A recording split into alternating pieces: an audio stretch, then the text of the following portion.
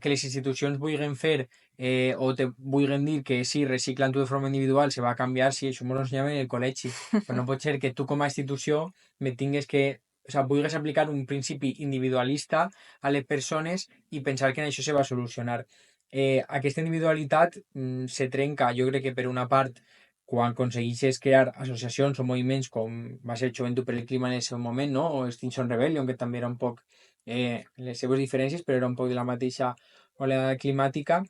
i aconsegueixes fer que aquest problema individual pues, se polititze i passa a ser un problema col·lectiu, que per a mi és una de les formes principals de dur això al centre del debat, no? I jo crec que nosaltres, en aquest sentit, sempre ho hem plantejat que no és una qüestió individual i per molt que és necessari donar aquests passos a nivell individual, jo no dic que no,